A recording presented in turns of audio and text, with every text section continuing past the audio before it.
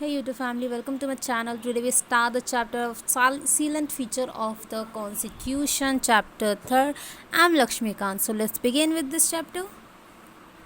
The Indian Constitution is unique in its content and spirit. As we know, our India is the best and unique. So Indian Constitution भी बहुत unique था उसके content में और उसकी spirit में. ठीक है. So borrowed from almost even every constitution of the world, the Constitution of India has several salient features that distinguish it from the constitution of other countries. हालांकि उसको हमने काफ़ी अलग अलग वर्ल्ड के जितने भी कॉन्स्टिट्यूशन है, मतलब जो नामी ग्रामी कंट्रीज़ होती हैं उसकी कॉन्स्टिट्यूशन से लिया गया है इंडिया का कॉन्स्टिट्यूशन, बट उसमें फिर भी ऐसे काफ़ी सारे सैलेंट फीचर हैं जो कि हमारे कॉन्स्टिट्यूशन और उनके कॉन्स्टिट्यूशन को अलग बनाते हैं. It should be noted at the outset that a number of original features of the Constitution had undergo a substantial change on account of several amendment. So थोड़ा थोड़ा करके पढ़ते हैं. It should be noted at the outset that a number of original features of the Constitution, मतलब कि ये चीज़ note की जाएगी कि number of original feature of the Constitution have undergo a substantial change on account of several amendment.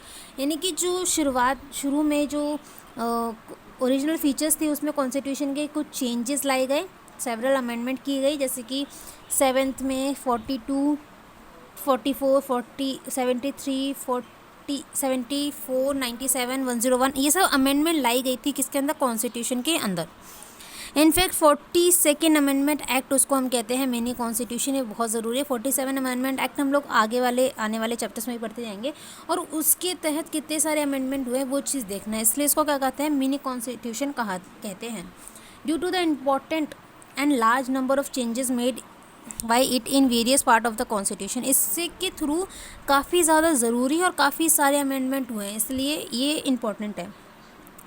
However, in the Keshwanandan Bharti case, the Supreme Court ruled that the constituent power of the Parliament under Article 368 does not enable it to alter the basic structure of the Constitution. कोई भी मतलब कोई भी, चाहे parliament हो, चाहे president हो, चाहे प्राइम मिनिस्टर हो, कोई भी basic structure of the constitution को चेंज नहीं कर सकता. साइलेंट फीचर देखते हैं कि है क्या उसके अंदर साइलेंट फीचर्स. फर्स्ट है लेंथीएस्ट रिटन कॉन्स्टिट्यूशन. ये तो सबको पता होगा कि इंडिया का कॉन्स्टिट्यूशन लेंथीएस्ट रिटन कॉन्स्टिट्यूशन है, यानी कि काफ़ी ज़्यादा लंबा और बल्कि डॉक्यूमेंट है अपना constitution.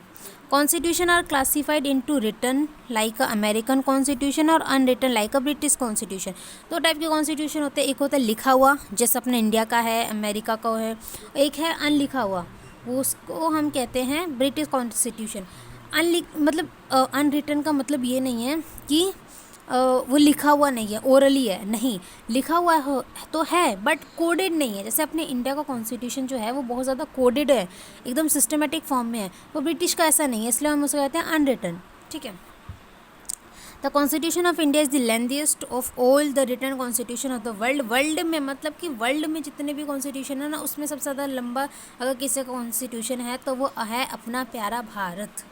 It is very comprehensive, elaborated and detailed documented. बहुत ज़्यादा विकसित है, मतलब हर एक चीज़ को उसमें इतना अच्छे से एक्सप्लेन किया गया है. इलाबरेटेड है मतलब हर एक चीज़ को वही क्या कहते हैं, विस्तार से बताया गया. हर एक चीज़ डिटेल है, हर एक छोटी छोटी चीज़ पे ध्यान दिया गया है. Originally 1949 the constitution contain a preamble. पहले क्या होता था, प्रियम्बल होता है. 395 आर्टिकल्स थे, 22 पार्ट्स थे, 8 शेड्यूल थे. प्रेजेंटली ये है 2019 का डाटा, इसमें भी प्रियम्बल है. 470 आर्टिकल्स हैं, 25 पार्ट्स हैं और 12 शेड्यूल हैं. प्रेजेंट में यानी कि 2024 में 448 आर्टिकल्स हैं, 25 पार्ट्स हैं और 12 शेड्यूल हैं. The various amendment carried out since 1951 have deleted about 20 articles and 1 part. 7th are added about 95 articles. 4 part ये आर 4 शेड्यूल्स. मतलब ऐसे क्या होता है कि अगर आपको आर्टिकल्स नहीं बढ़ाने होते ना तो आप वो कर लेते हो, पार्ट्स के अंदर उस चीज़ को ऐड कर लेते हो. ठीक है. तो देखो पहले 470 थे, अब प्रेजेंट में कितने हैं, 448 है, तो मतलब कुछ आर्टिकल्स को डिलीट कर दिया गया है और किस जो इंपॉर्टेंट आर्टिकल्स है उसको किस में ऐड कर दिया, पार्ट्स में ऐड कर दिया गया है। No other constitution in the world has so many articles and schedule, किसी के अंदर नहीं है, मतलब अगर अपना यूनिक है तो वो हर एक तरह से यूनिक है। 4 factor have contributed to the elephant in size of our constitution, 4 ऐसे फैक्टर है जो अपना जो कॉन्स्टिट्यूशन है वो हाथी जितना समान है, मतलब हाथी कितना बड़ा भारी होता है, ठीक है, ऐसे अपना कॉन्स्टिट्यूशन भी है। फर्स्ट फैक्टर है geographical factor, that is vastness of the country and it's diversity. अब हमने अपने कॉन्स्टिट्यूशन में हर किसी चीज़ को लेकर चले हैं, हर एक चीज़ को, मतलब कि किसी भी स्टेट से हों, जो डाइवर्सिटी अपने इंडिया में कहा जाता है, उन सब चीज़ को मद्देनज़र रखते हुए हमने एक जोग्राफिकल फैक्टर को कंसीडर किया और उस जोग्राफिकल फैक्टर को हमने अपने कॉन्स्टिट्यूशन के अंदर भी मद्देनज़र रखा। सेकेंड है हिस्टोरिकल फैक्टर, इन्फ्लुएंस जो था GOI एक्ट ऑफ 1937, जो मैंने ये पढ़ाया था तो मैंने कहा था ये बहुत ज़्यादा इंपॉर्टेंट एक्ट है, क्योंकि इसमें से जो चीज़ें हैं ना वो हमने अपने कॉन्स्टिट्यूशन में ली है, तो काफ़ी अच्छी अच्छी चीज़ें हैं जिसकी वजह से वो बल्कि बना। Single constitution of both the centre and the state, हमने डिवीज़न नहीं करी, ऐसे काफ़ी सारी कंट्रीज़ है जिसमें डिवीज़न है, मतलब सेंटर का अलग कॉन्स्टिट्यूशन है और स्टेट का अलग कॉन्स्टिट्यूशन है, हमने दोनों का कॉन्स्टिट्यूशन एक में ही डाल दिया है, तो इसलिए सिंगल कॉन्स्टिट्यूशन है वो।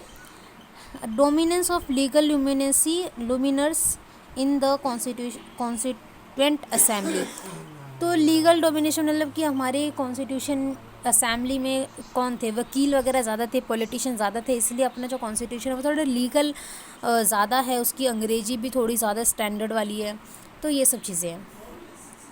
ड्रॉन फ्रॉम वेरियस सोर्स, काफ़ी अलग अलग जगह से हमने अपना कॉन्स्टिट्यूशन लिया है। The constitution of India has borrowed most of its provision from the constitution of various other countries, तो मैंने कहा कि अलग अलग कंट्रीज से हमने अपना कॉन्स्टिट्यूशन को ड्रॉन किया है, as well as from the government of India act 1935, इधर से भी लिया, ठीक है। Doctor Bhimrao Ambedkar proudly acclaimed that the Constitution of India has been framed after ransacking all the known constitutions of the world। जो डॉक्टर भीमराव अम्बेडकर जी हैं, ठीक है, उनने बड़ी प्रशंसाजनक ये बात कही कि जो अपना इंडिया का कॉन्स्टिट्यूशन है वो हर एक वर्ल्ड में जितने भी कॉन्स्टिट्यूशंस हैं उन सब का रेंसेक है, मतलब तोड़ फोड़ है, मतलब हर एक जितने भी हमारे पास कॉन्स्टिट्यूशन थे उसमें से जो अच्छी अच्छी चीज़ें थी वो हमने हर एक कॉन्स्टिट्यूशन से अडॉप्ट की हैं। The structural part of the constitution is to large extent derive from the government of India act. Structural part mainly हमने कहाँ से लिया, 1935 का जो GOI एक्ट था उधर से। The philosophical part of the constitution, जैसे कि फंडामेंटल राइट हो गई, DPSB हो गए, drive their inspiration from American और आयरिश कॉन्स्टिट्यूशन से हमने क्या लिया, फंडामेंटल राइट और DPSB, मतलब जो फिलोसफिकल पार्ट हो गए, ठीक है, respectively. The political part of the constitution, जैसे कि principle of cabinet government, relationship between executive और लेजिस्लेचर्स, ये सब हमने कहाँ से लिए, ब्रिटिश कॉन्स्टिट्यूशन से लिए हैं, ठीक है। यहाँ पे एक बार लिख लेते हैं ताकि दोबारा रिवीजन करते वक्त आसानी। फंडामेंटल राइट का और प्लस DPSB यानी कि जो फिलोसफिकल पार्ट है वो हमने लिया है अमेरिकन एंड आयरिश कॉन्स्टिट्यूशन से, और जो पॉलिटिकल पार्ट है यानी कि अपना relation between executive and legislature और प्रिंसिपल ऑफ कैबिनेट गवर्नमेंट, इसमें आप लिख देना प्लस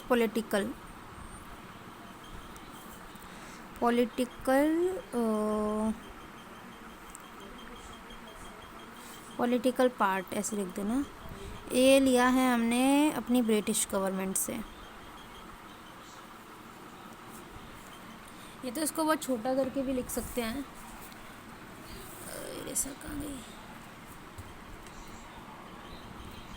इसको सीधा लिख दो, पॉलिटिकल पार्ट हमने यहाँ से लिया है और फिलोसफिकल पार्ट एक मिनट, इसको बेस्ट का तरीके से लिखते हैं, क्योंकि छोटा लिखते हैं वो अच्छे से रिवाइज हो जाता है, बड़ा तो फिर बुक में दिया ही है ना। फिलोसॉफिकल पार्ट लिया है हमने अमेरिका से और आयरिश कॉन्स्टिट्यूशन से, और जो पॉलिटिकल पार्ट है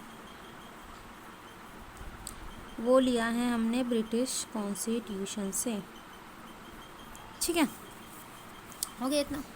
okay, the other provisions of the constitution have been drawn from the constitution of Canada से हमने कुछ लिया है, ऑस्ट्रेलिया से, जर्मनी से, रशिया से, फ्रांस से, साउथ अफ्रीका से, जापान से और सो ऑन। मतलब कि हमने हर एक कंट्री की कॉन्स्टिट्यूशन से कुछ ना कुछ अच्छे फीचर्स जो हैं उनके वो हमने अडॉप्ट किए हैं।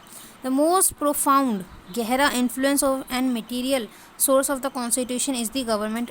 जो सबसे ज़्यादा जिस चीज़ ने इन्फ्लुएंस किया, जिसने हमारे कॉन्स्टिट्यूशन का स्ट्रक्चर बनाया है, वो बेसिकली था जीओआई एक्ट ऑफ 1935।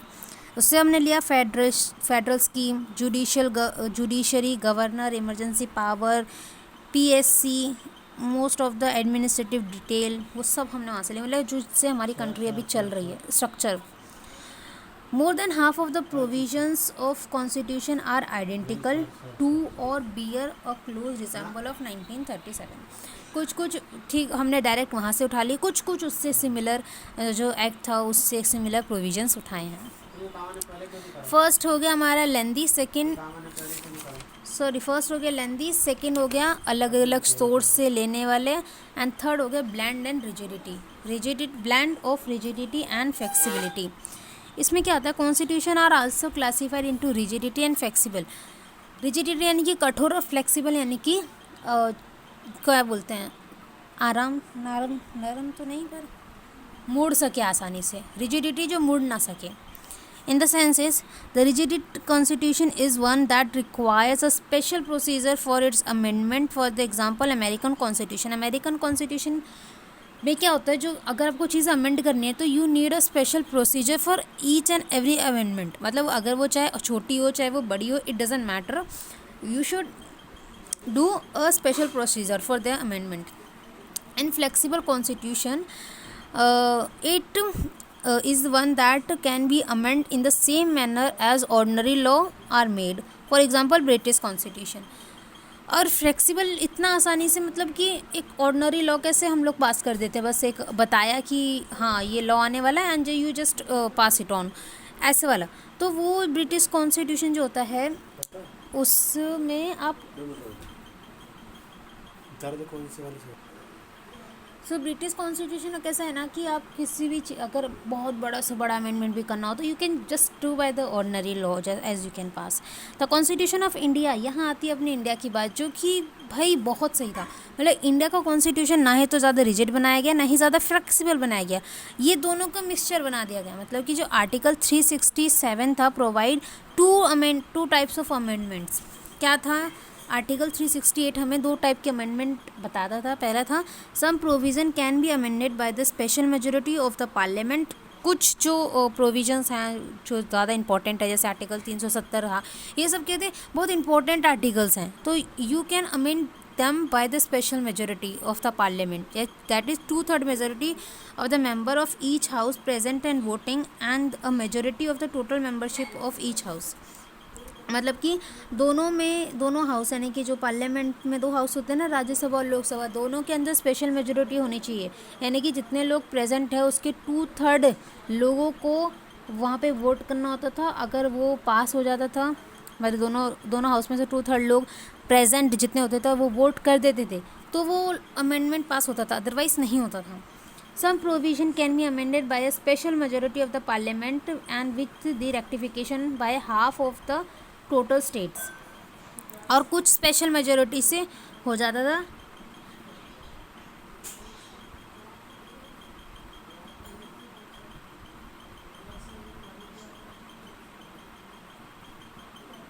हाँ, एक 3 तरह के इसमें क्या होता है, क्या कर रहा है, इसमें क्या होता है कि स्पेशल मेजोरिटी से वो पास हो जाएगा पार्लियामेंट में, बट उसमें जितने टोटल स्टेट हैं, यानी 28 स्टेट हैं, उसके आधे स्टेट, 28 का आधा कितना होगा, 1 और 6, 16 स्टेट्स की क्या होनी चाहिए, उसमें रजामंदी होनी चाहिए।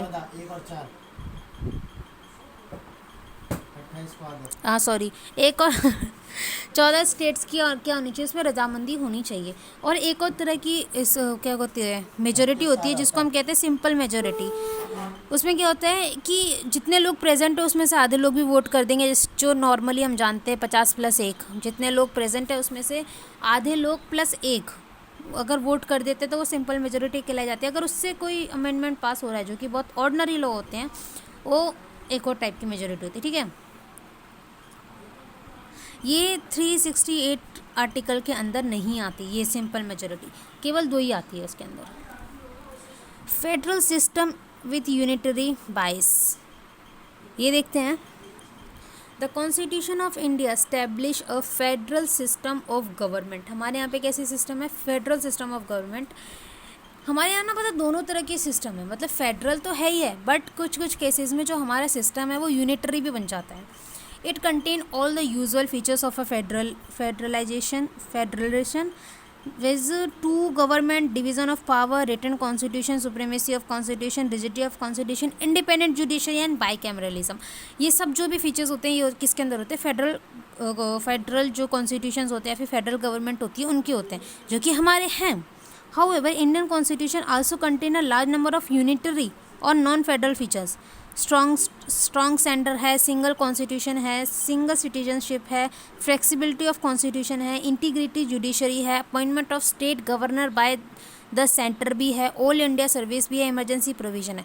ये दोनों चीज़ जो है ना हमारे कॉन्स्टिट्यूशन में है। तो हमारा कॉन्स्टिट्यूशन ना तो पूरी तरह से फेडरल है ना तो पूरी तरह से यूनिटरी है, तो है क्या वो देखते हैं।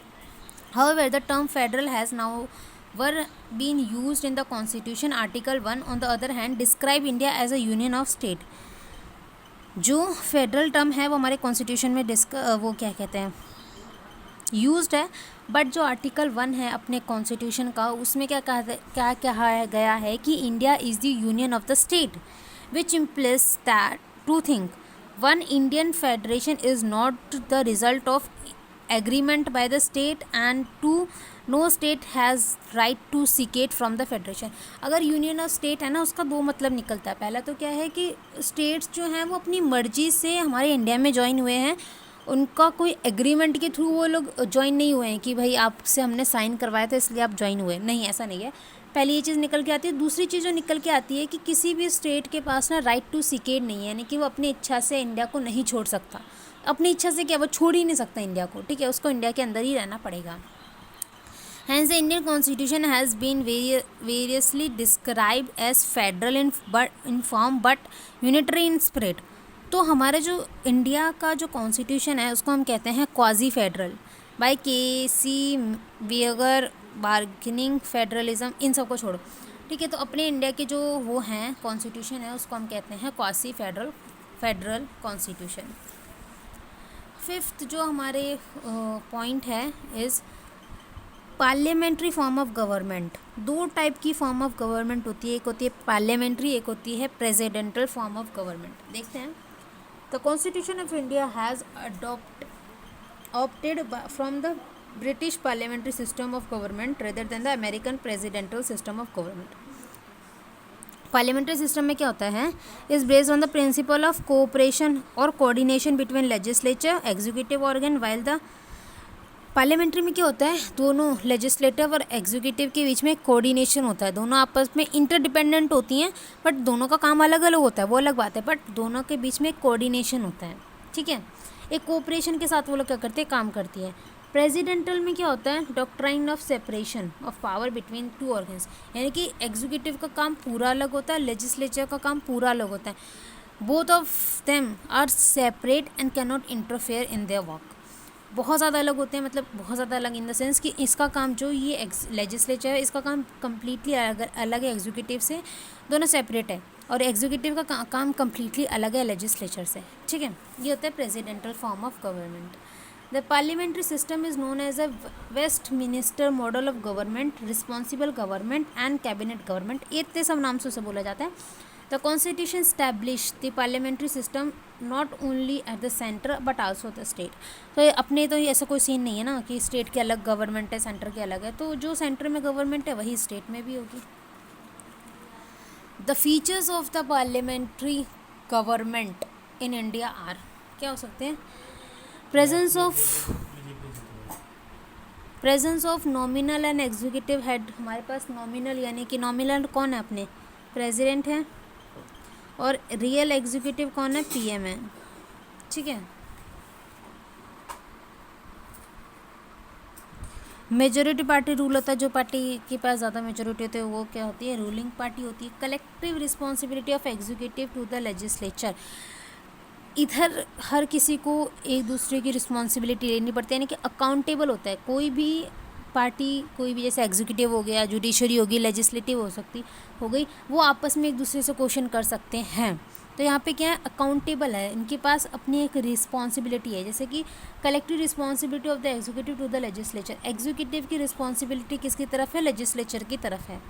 Membership of the minister in the legislature, ये तो है ही है। Leadership of the prime minister और द चीफ मिनिस्टर। सेंटर में कौन होता है लीडर? प्राइम मिनिस्टर, और स्टेट में कौन होता है? Chief minister. Dissolution of lower house. Lok Sabha का डिसोल्यूशन हो सकता है जब पार्टी हट जाए, 5 साल हो जाए उसको, या फिर प्रेसिडेंट उसको हटा दे, या फिर नो कॉन्फिडेंस मोशन पास हो जाए तब। Even though the Indian parliamentary system is largely based on the British pattern, there are some fundamental difference between two. दो के बीच में, हालांकि हमने अडॉप्ट कहाँ से किया? ब्रिटिश के हम पे राज जब ब्रिटिशर्स ने किया था तो उनके पास भी कैसा था? पार्लियामेंट्री सिस्टम था। तो माना उनकी तरह, उनके जैसा हमने अपनाने की कोशिश करी, पर कुछ अंतर थे। जैसे कि Indian parliament is not a sovereign body like the British parliament. Indian parliament क्या है? Is not a sovereign body. अच्छा, वो सोवरेन बॉडी नहीं है जैसे कि हमारी ब्रिटिश पार्लियामेंट है। Further the Indian state has an elected head.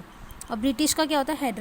हेडिटेटरी head होता है। मतलब ब्रिटिश में अभी भी राजा महाराजाओं का शासन है, मतलब जो सबसे टॉप पे होता है, जैसे कि क्वीन एलिजाबेथ हो गई, उनके आगे क्वीन किन ये सब लगता रहता है। तो अभी भी ये लगता है, और अपने में क्या है? इलेक्टेड हेड होते हैं, चुनकर आए होते हैं जो। ठीक है। In a parliamentary system, whether in India or Britain, the role of prime minister has become so significant and crucial that the political scientists like to call it a prime ministerial government. सीधी से कहा जाए तो अपने जो देश चलाने वाले वो पीएम होते हैं। काफ़ी बड़े बड़े जो काम होते हैं वो प्रेसिडेंट के साइन से होते हैं, बट उसमें भी रजामंदी होनी चाहिए पीएम की, तब होते हैं। तो काफ़ी सारे बड़े बड़े काम हैं, इंपॉर्टेंट काम हैं, वो पीएम करते हैं। इसलिए जो पॉलिटिकल साइंटिस्ट होते हैं वो क्या कहते हैं? जो पार्लियामेंट्री सिस्टम है उसको कहते हैं प्राइम मिनिस्ट्रियल गवर्नमेंट। छठवां जो फीचर है वो है synthesis of parliamentary sovereignty and judicial supremacy. The doctrine of sovereignty of parliament is associated with the British parliament, while the principle of judicial supremacy with the American Supreme Court. तो दोनों जगह से अलग अलग चीज़ ले। जो डॉक्ट्राइन ऑफ सोवेनिटी है parliament की, वो हमने ब्रिटिश से ली है, और जो जुडिशियल सुप्रीमेसी है वो हमने अमेरिका से ली है। Just the Indian parliamentary system differs from the British system, the scope of judicial review power of the supreme court of the Supreme Court in India is narrow than that of what exists in US.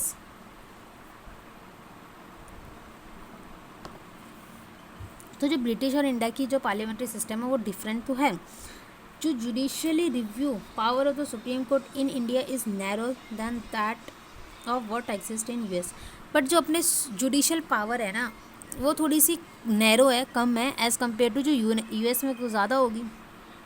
This is because the American Constitution provides for due process of law against that of procedure established by the law contained in Indian Constitution Article 21. ऐसा क्यों है? मतलब कि जो अपनी judicial review की power है वो थोड़ी नैरो है एज़ कम्पेयर टू यूएस, क्योंकि उनने जो चीज़ अपनाई है वो है ड्यू प्रोसेस ऑफ लॉ, और जो हमने चीज़ अपनाई है वो है procedure establish by the law. ठीक है। Therefore, the framers of the Indian Constitution has preferred a prosynthesis between the British principle of parliamentary sovereignty and the American principle of judicial supremacy. The Supreme Court, on the other hand, can declare the parliamentary law as unconstitutional through its power of judicial review.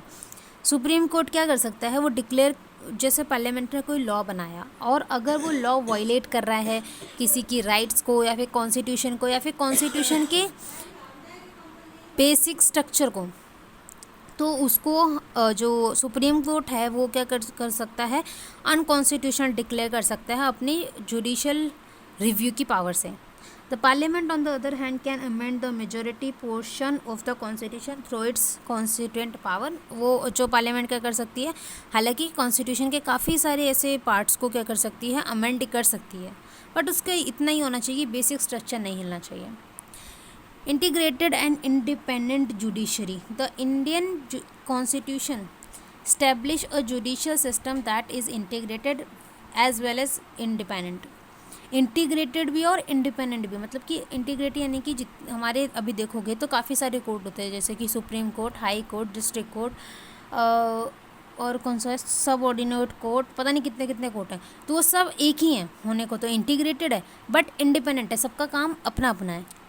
The Supreme Court stand at the top of the integrated judicial system in the India. Supreme court सबसे बड़ा court होता है, मतलब उसके ऊपर और कुछ नहीं है, उसके ऊपर बस एक की चलती है, वो है प्रेसिडेंट। अगर किसी को क्या कहते हैं, मृत्युदंड मिल गया, यानी कि डेथ सेंटेंस जो कहते हैं वो मिल गया, तो वो केवल फिर नोटिस डाल सकता है प्रेसिडेंट को अपनी सज़ा कम कराने के लिए, उसके अलावा वो कुछ भी नहीं कर सकता। तो supreme court is the highest court in the integrated judicial system of the country.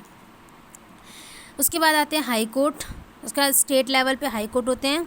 High court is the hierarchy of सब ऑर्डिनेट कोर्ट। डिस्ट्रिक्ट कोर्ट आते हैं और एंड अदर लोअर कोर्ट, उसके बाद जो भी लोअर कोर्ट्स होते हैं वो आ जाते हैं। The single system of court enforce both the central law as well as state law, unlike in USA, whereas the federal law was enforced by the federal judiciary and the state law are enforced by the state judiciary.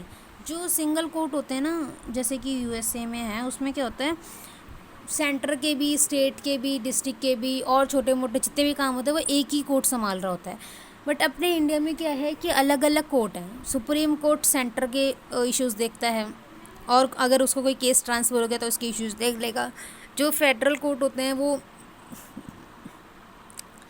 State वगैरह के issue हो गए, या फिर छोटे level पे जो district court होते हैं वो सब अपने अपने लेवल पे क्या कहते हैं, वहाँ के इश्यूज़ को हैंडल करते हैं। The supreme court is a federal court, the highest court of appeal, the guarantor of the fundamental right of the citizens and the guardian of the constitution. जो सुप्रीम कोर्ट होता है, अगर किसी के fundamental rights violate हो रहे हैं तो वो सीधा सीधा किसी कोर्ट के पास ना जाते हुए सुप्रीम कोर्ट के पास जा सकता है।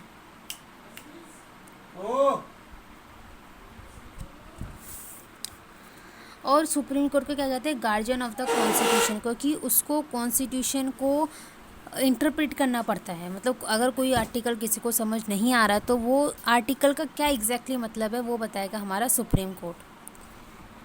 Hence, the Constitution has made various provisions to ensure its independence, security of मतलब ऐसा नहीं है कि कॉन्स्टिट्यूशन में क्या होता है, सुप्रीम कोर्ट के पास काफ़ी सारे उसको बाइज होकर अगर निर्णय लेना होता है तो उसको हमें फैसिलिटी देनी पड़ेगी ताकि उसकी नौकरी खतरे में ना पड़े।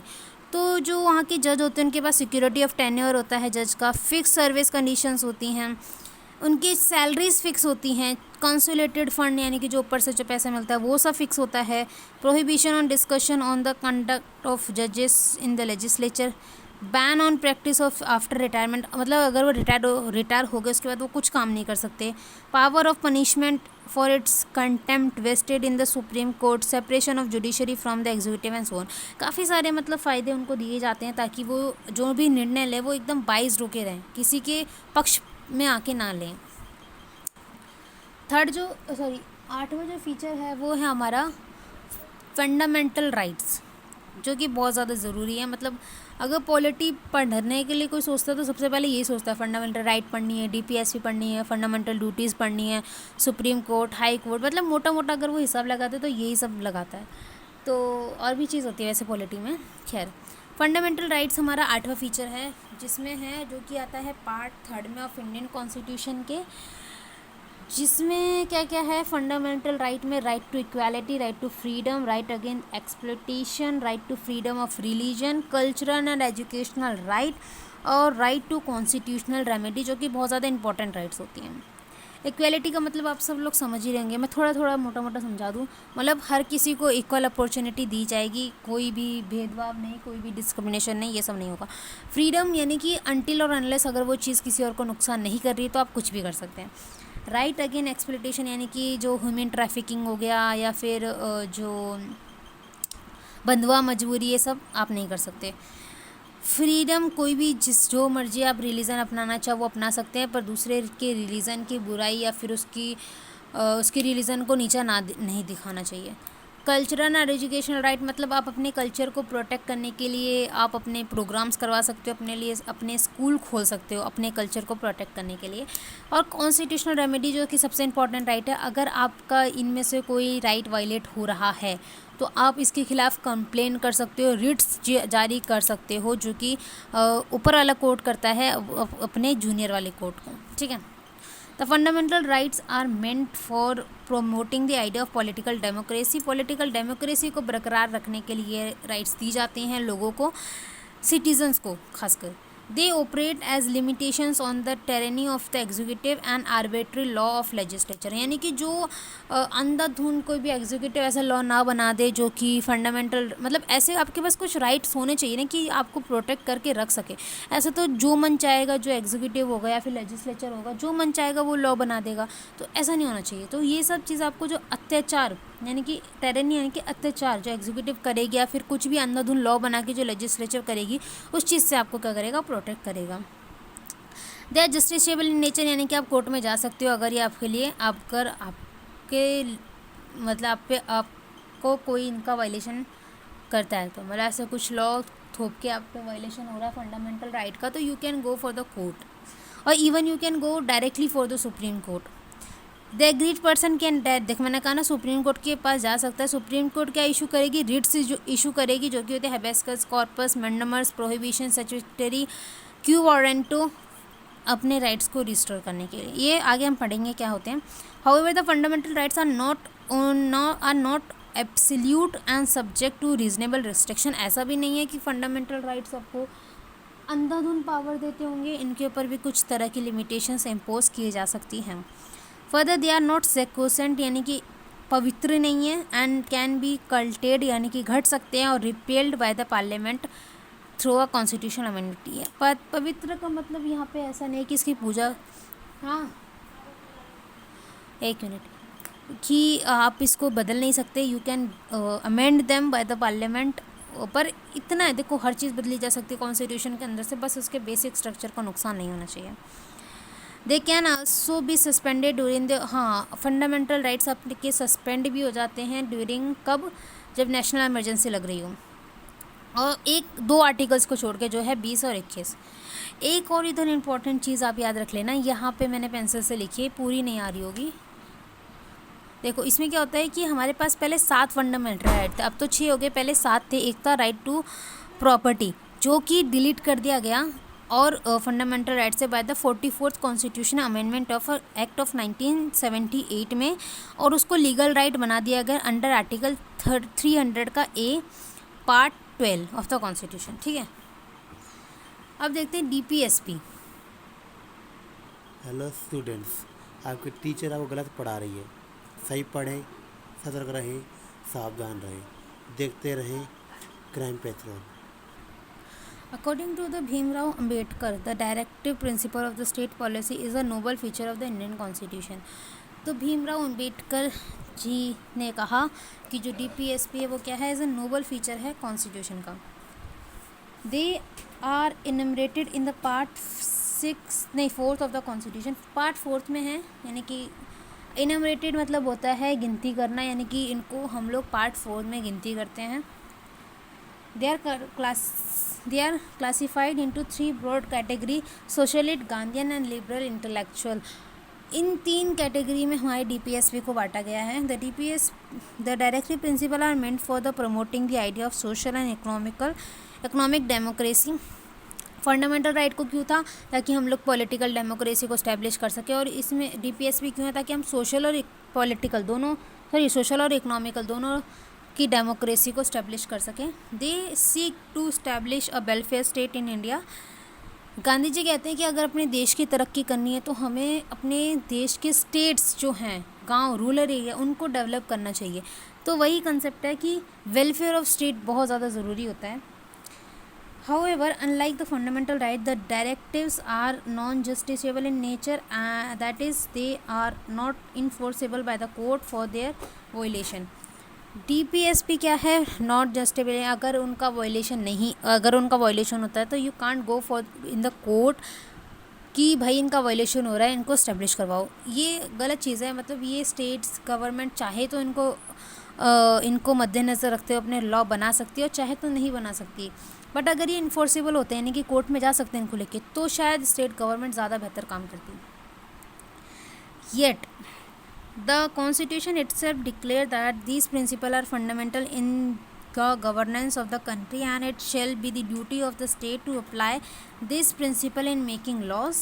जैसे कि मैंने कहा कि ये स्टेट गवर्नमेंट की ड्यूटी होती है कि अगर वो कुछ लॉ बना रही है तो इन सारे प्रिंसिपल्स को अपने माइंड में लेके वो लॉ बनाए। Hence, they impose a immoral obligation on the state authority for their implications, but the real force behind them is political, that is public opinion. तो लास्ट में जो रियल फोर्स आती है वो क्या आती है? Public opinion. ठीक है। In the Minerva mills case 1980 में the supreme court held that the Indian constitution is formed on the bedrock of the balance between the fundamental right and DP directive principle, यानी कि इन दोनों का balance होना चाहिए अपने कॉन्स्टिट्यूशन में और in the real life also, ताकि काम अच्छे से चल सके। कि डायरेक्टिव प्रिंसिपल्स अगर अच्छे से फॉलो होंगे तो स्टेट का प्रोग्रेशन होगा, और ठीक ऐसे अगर फंडामेंटल राइट अगर अच्छे से फॉलो होगी तो सिटीजन्स का प्रोग्रेशन होगा, और ये जब दोनों चीज़ प्रोग्रेस होगी तब जाके इन कंट्री का प्रोग्रेशन होगा। नेक्स्ट आती है 10th जो है fundamental duties. The original constitution में ये नहीं दी थी। ठीक है, इसको ऐड किया गया है बाद में, आफ्टर किसके बाद? इंटरनल इमरजेंसी जब लगी थी 1917 से 77 के अंदर, तो इसको ऐड किया गया किसके through? 47 constitutional amendment act of 1976 के थ्रू। किसके रिकमेंडेशन से? स्वर्ण सिंह कमेटी के रिकमेंडेशन से। 86th constitutional amendment act 222 added one more, मतलब कि 86th कॉन्स्टिट्यूशन के थ्रू एक और फंडामेंटल राइट्स को फंडामेंटल ड्यूटीज़ को ऐड कर दिया गया। यह आती है पार्ट 4A में of the constitution which consist of only one article 51 का ए, मतलब कि पार्ट 4A में एक आर्टिकल है जो है 51 का ए, उसके अंदर ही सारी फंडामेंटल राइट्स हैं। स्पेसिफाइज द 11 फंडामेंटल ड्यूटीज़ हैं, जिसमें है रिस्पेक्ट करने अपने कॉन्स्टिट्यूशन की, नेशनल फ्लैग की, नेशनल एंथम की, protect sovereignty, integrity, unity of the country, promoting the spirit of brotherhood amongst the people, preserve the rich heritage of our composite culture and so on. मतलब कि जो moral duties आपने अब तक पढ़ी हो अपने बचपन से लेके अब तक, वो सब चीज़ आ जाती है अपने फंडामेंटल ड्यूटीज़ में। The fundamental duties serve as a reminder to the citizen that while enjoying their rights, they also have to be quite conscious of duties they own for their country, their society, and to their fellow citizens. तो देखो, अगर सरकार इतनी सब चीज़ आपको दे रही है, आपको फंडामेंटल राइट्स उनने प्रोवाइड कर दी, DPSP उनने प्रोवाइड कर दी, और अगर अभी भी कोई भी अगर आपको अच्छी चीज़ अपने कंट्री में करवानी है, आप सरकार से डिमांड करते हो, तो वो चीज़ अगर आपको दे रही है तो आपकी भी एक मोरल ड्यूटी बनती है कि आप भी अपने तरफ से कुछ करें, सरकार के लिए तो नहीं पर कंट्री के लिए कुछ करें। ठीक है, तो वो सब चीज़ें किसके अंदर आ जाती है? फंडामेंटल ड्यूटीज़ के अंदर आ जाती है। हाउएवर लाइक द DP यानी कि directive principle, the duties are also non justiciable in nature. इनको भी आप ज़बरदस्ती किसी पे थोप नहीं सकते। 11th आती है secular state. The constitution of India stand for secular state. ये सेकुलर स्टेट क्या होता है? जिसके स्टेट के अंदर कोई भी रिलीजन ना हो, मतलब कि सारे रिलीजन बराबर हों, यानी कि स्टेट कोई भी स्टेट, यानी कि इंडिया, सपोज करो इंडिया, वो किसी भी रिलीजन को प्रमोट ना कर रहा हो, उसको हम कहते हैं secular state. Hence, it does not uphold any particular religion as official religion of the Indian state. कोई भी इंडियन स्टेट का कोई भी ऑफिशियल रिलीजन नहीं है. जैसे हर जगह होता है, किसी का इंग्लिश कोई ऑफिशियल कहते हैं, इंग्लिश बोल रहे सॉरी, किसी का हिंदू हो गया, किसी का मुसलमान हो गया, किसी का क्रिश्चियन हो गया, वो क्या उनके ऑफिशियल रिलीजन है. तो पूरा स्टेट, जैसे पाकिस्तान में मुसलमान जो है, मुस्लिम या फिर इस्लाम जो भी कहते हैं, इस्लाम रिलीजन है, ऑफिशियल रिलीजन है उनका. तो ठीक वैसे अपने इंडिया में कोई नहीं है, क्योंकि अपने इंडिया में काफ़ी तरह के रिलीजन्स के लोग रहते हैं. मुसलमान भी रहते हैं, हिंदू भी रहते हैं, क्रिश्चियन भी रहते हैं, सिख भी रहते हैं. इसके करके हमने अपने इंडिया में कोई भी ऑफिशियल रिलीजन नहीं रखा है. Further the several provision of the constitution reveal the secular character of India. जैसे कि द टर्म सेकुलर ऐड किया गया प्रेम्बल में 42nd अमेंडमेंट एक्ट से 1976 में. Preamble secure to all citizens of India liberal of belief faith and worship. कोई भी इंसान है वो अपने फेथ, जिस पे उसको विश्वास करना है उस पर, जिसकी उसको पूजा करनी है उस पर, जिस पे वो अपना भरोसा रखना चाहता है उस पर, वो उसको छूट है. जिस भी भगवान पे, किसी भी पत्थर को भी अगर वो अपना भगवान मानना चाहता है तो उसको वो छूट है. The state shall not deny to any person equality before the law or equal protection of law. equality before the law मतलब कि हर किसी को अपॉर्चुनिटी है, और इक्वल प्रोटेक्शन, अगर उसने वो अपॉर्चुनिटी ली है तो उसको उस चीज़ का प्रोटेक्शन दिया जाएगा कि आपको उस चीज़ से कोई खींच नहीं सकता. या फिर अपने मतलब जैसे कि अगर आपने हिंदू आप हैं और आपने कोई और रिलीजन अपना लिया, ठीक है, तो आपको प्रोटेक्शन दी जाएगी और आप आराम से वर्शिप कर सकते हैं, अपना फेथ दिखा सकते हैं, अपने बिलीव्स जनरेट कर सकते हैं. उसके लिए भी आपको प्रोटेक्शन है. दिस हाँ so next is okay. The state shall not discriminate against any citizen on the ground of religion. मैंने कहा रिलीजन के बेसिस पे आपको कोई भी डिस्क्रिमिनेट नहीं कर सकता. यानी कि जितना हक अगर किसी सीट पे क्रिश्चियन का है, सिख का है, मुस्लिम का है, उतना ही हक उस सीट पे हिंदू का भी है. तो रिलीजन के बेस पे आपको डिस्क्रिमिनेशन नहीं कर सकता कोई भी. Equality of opportunity for all citizens in matter of public employment. Public, यहाँ पे देखो ध्यान दो, पब्लिक एम्प्लॉयमेंट में आपको इक्वल अपॉर्चुनिटी है. प्राइवेट में बेशक आपके साथ डिस्क्रिमिनेट हो सकता है, पर पब्लिक में इक्वल अपॉर्चुनिटी. पब्लिक यानी कि जो गवर्नमेंट अरेंज कर रही है उसके अंदर all persons are equally entitled to freedom of conscience of the right of free profess practice propagate any religion. ये सब वो कर सकता है. देखो इसका मतलब उल्टा मत ले लेना. अगर किसी के अंदर कुछ कैटेगरी दी गई हैं, जैसे कि ऐसे काफ़ी सारे गवर्नमेंट के भी वो होते हैं, क्या बोलते हैं, अपॉर्चुनिटी होती है जिसमें कि कुछ क्राइटेरिया फिक्स होती है. जैसे कि अगर आपको फ़ौज में जाना है तो you should be mentally physically always perfect. मतलब परफेक्ट इन द सेंस कि फिट होने चाहिए आप. No eye defect, no hand defect, no leg defect, ये सब नहीं होना चाहिए. तो इसका मतलब ये नहीं कि आपके अंदर है तो आप you can go to the court, भाई मुझे नहीं जाने दे रहे, ऐसा नहीं होता. तो किसी गवर्नमेंट अपॉर्चुनिटी के अंदर भी ऐसे क्राइटेरिया फिक्स्ड होती हैं that you should have to follow. उसमें अगर आप फिज़िकली डिसेबल हैं या फिर मेंटली एबल नहीं हैं तो यू कांट क्या कह सकते हैं, उसमें आप जा नहीं सकते. You can't go in that. Every religious denomination or any of its sections shall be have the right to manage its religion affair. कोई भी रिलीजियस ग्रुप हो वो अपने रिलीजन को मैनेज करने के लिए क्या कर सकता है, स्कूल खोल सकता है या कोई प्रोग्राम शुरू कर सकता है, बस वो किसी और को हार्मफुल ना लगे, मतलब किसी और को डिस्टर्ब ना करें. No person shall be compile to pay any taxes for the promotion of particular religion. ठीक है, कोई no person shall be compile to pay any taxes. कोई भी टैक्स नहीं दे सकते आप, मतलब आपके ऊपर कोई भी टैक्स नहीं लगता जब आप अपने रिलीजन को प्रमोट कर रहे होते हैं. तो नो, अब इसका मतलब ये नहीं है कि जैसे कि हिंदू, ऐसे काफ़ी सारे टेम्पल होते हैं हिंदू के जिससे कि जो चढ़ावा आता है उसमें टैक्स लगता है. बट मुस्लिम हो गए, सिख हो गए, ईसाई हो गए, उनके रिलीजन में टैक्स नहीं लगता.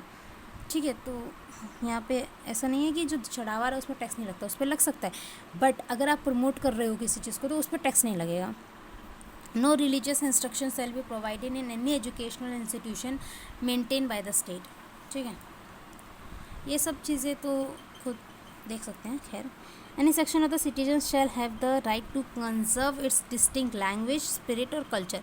कोई भी, जैसे कि अगर आपकी कोई भी अलग लैंग्वेज है तो you can protect them by doing anything, जैसे स्कूल खोलना, कोई प्रोग्राम चलाना, उसके प्रति लोगों को जागरूक करना, उसके प्रति लोगों को सिखाना कि आप ये लैंग्वेज सीखें। ऐसे all minority shall have the right to establish and administer educational institution of their choice, ये मैंने अभी बता दिया। The state shall endure to secure for all citizens a uniform civil code. Uniform civil code के थ्रू states क्या करता है, अपने सिटीजन्स को सिक्योर करता है। The western concept of secularism connects a complete separation between religion and state. Western concept के हिसाब से क्या होता है, जो रिलीजन और स्टेट होता है उसमें कंप्लीट सेपरेशन देखने को मिलता है। The negative concept of secularism is incapable in the Indian situation, whereas the society is multi-religious. Hence, Indian constitution embodied the positive concept of secularism, that is given equality, respect to all religions or protecting all religious equally. देखो क्या होता है ना कि ये negative concept है कि आप अपने रिलीजन में स्टेट को इन्वॉल्व नहीं कर सकते, ऐसा नहीं होता। इंडिया के अंदर काफ़ी सारे क्या कहते हैं रिलीजन है, तो इंडिया को प्रमोट करना पड़ता है। जैसे कि इंडिया काफ़ी सारे कल्चर्स को प्रमोट करता है, जैसे काफ़ी सारे कल्चर्स प्रोग्राम होते हैं ना, उसको इंडिया प्रमोट करता है ताकि वो कल्चर प्रोटेक्ट रहें। अब इसमें आप ये नहीं कह सकते कि स्टेट का इंटरफेरेंस है भाई रिलीजन के अंदर, ऐसा नहीं है। जहाँ सपोर्ट की बात आती है ना, वहाँ स्टेट सपोर्ट कर सकता है रिलीजन को।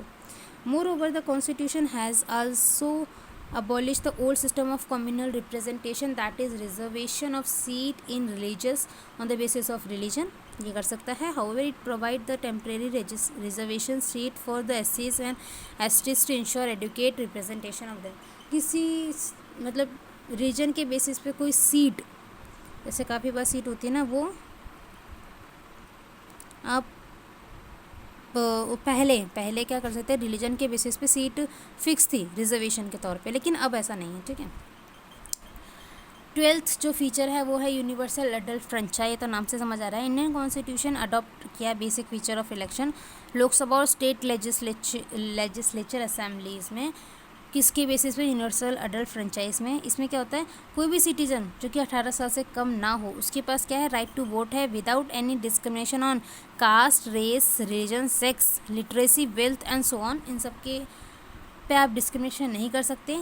द वोटिंग एज पहले 21 थी, उससे 18 कर दी गई 61th कॉन्स्टिट्यूशनल अमेंडमेंट एक्ट के थ्रू 1988 के, ठीक है। The introduction of universal adult franchise constitution makers was bold experiment and highly remarkable in the view of vast size of country, huge population, poverty, social inequality, overwhelming illiteracy. तो जो ये सब चीज़ें हमारे कंट्री में है, यानी कि बहुत ज़्यादा बड़ी कंट्री है, साइज़ उसका बहुत ज़्यादा बड़ा है, मतलब साइज़ तो फिक्स है पर उसके अंदर पॉपुलेशन और फैक्टर ऑफ डाइवर्सिटी बहुत ज़्यादा चीज़ें हैं, तो उसके हिसाब से साइज़ ऑफ द कंट्री बहुत ज़्यादा पॉपुलेशन के होने से पॉवर्टी है, सोशल इनइक्वालिटी है, ओवरवेलमिंग, लोग पढ़े लिखे कम हैं, उसके आधार पे हमने क्या कर दिया, इस कंसेप्ट को अडॉप्ट किया, यूनिवर्सल अडल्ट फ्रेंचाइज के कंसेप्ट को।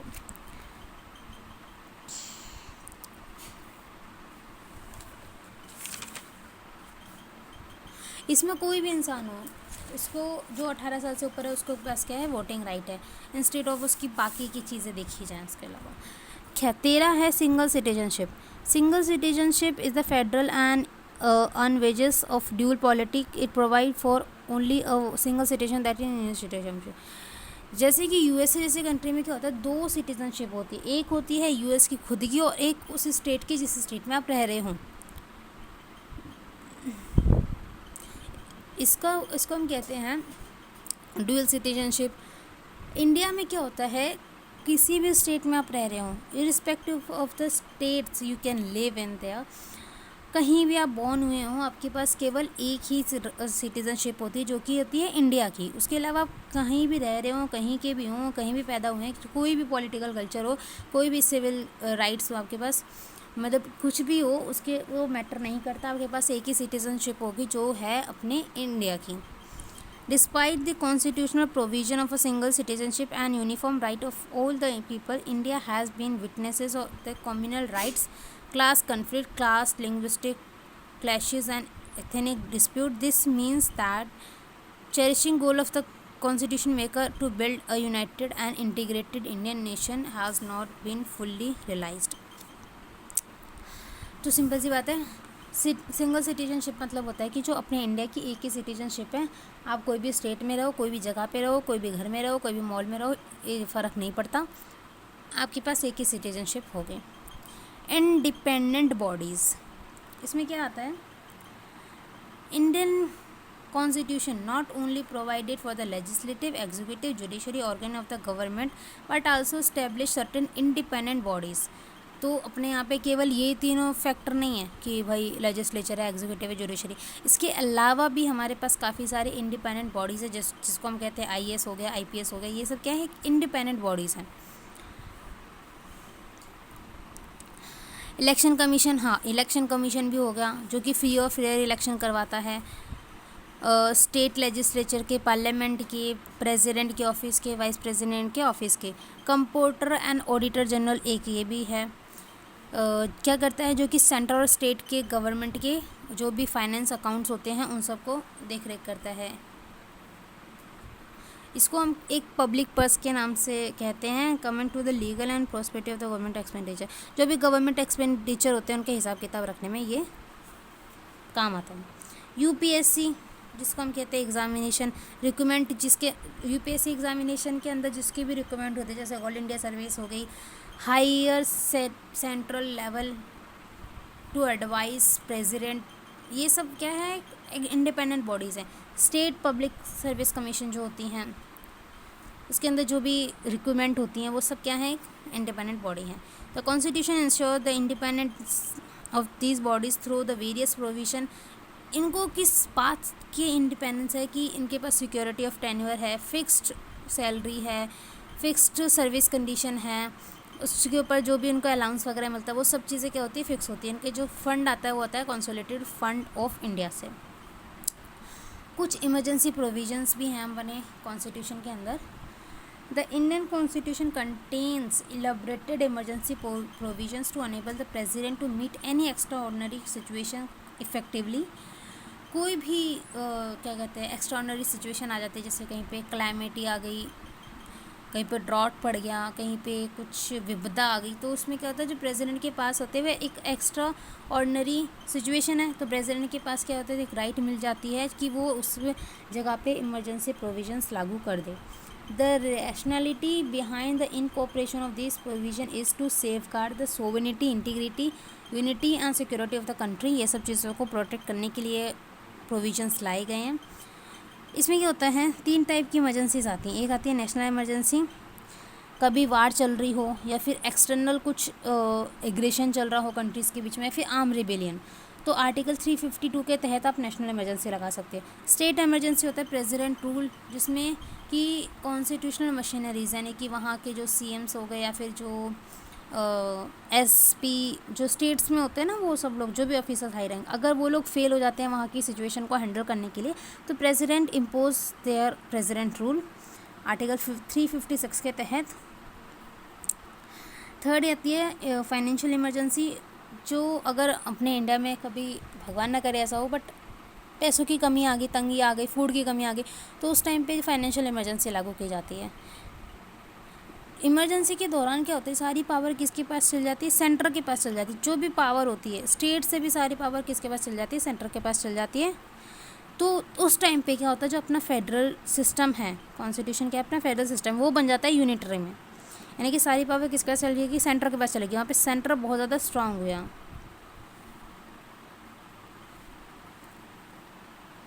और ये जो ऐसा किसी कॉन्स्टिट्यूशन में नहीं होता है कि आपके पास पावर पहले किसके पास थी, पहले दोनों के पास थी, और कुछ केसेस में किसके पास चले गई, सेंटर के पास चले गई.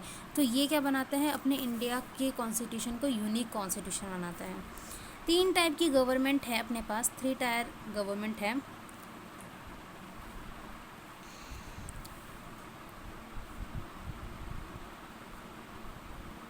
पहले क्या होता था कि जैसे कि फेडरल कॉन्स्टिट्यूशन में provide dual polity and contain provisions with regard to the organisation and power of the central state.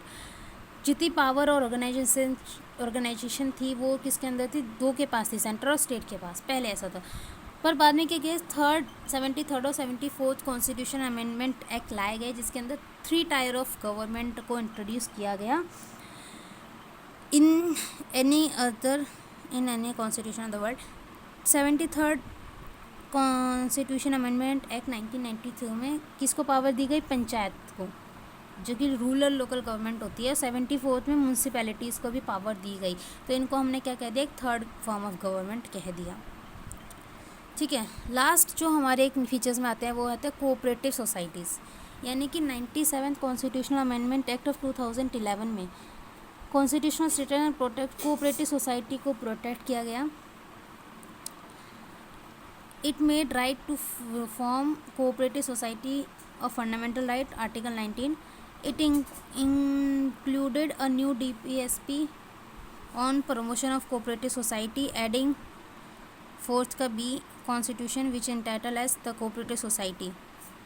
The part 4th नहीं 9th का B, इधर भी 9th आएगा, सॉरी 4th नहीं 9th का B contain various provisions to ensure that the cooperative society in the country functions in a democratic, professional, autonomy and economical sound manner. It powered the parliament in respect of multi-state cooperative society and the state legislature to respect of other cooperative society to make the appropriate law. Simple सी बात है, जो 97th constitutional के through 2011 में cooperative societies को क्या किया गया, जगह दी गई, उनको भी एक कॉन्स्टिट्यूशनल का दर्जा दे दिया गया। ठीक है, तो यहाँ पे जितने हमने पढ़े ना, ये सब यूनिक फीचर्स थे अपने कॉन्स्टिट्यूशन से, जो भी cooperative society, 3 tyre of government, emergency provisions, independent bodies, single citizenship, universal adult franchise, secular state, fundamental duties, DPSP, fundamental rights, integrity and independent judiciary, Parliament sovereignty and judicial supremacy, Parliament form of government, federal system with unitary bias, blend of rigidity and flexibility drawn from various sources, a lengthiest written constitution. ये जितने भी 17 थे, ये सब थे हमारे salient feature of the constitution. So I hope आपको ये समझ आएगा। तब तक के लिए guys, thank you very much.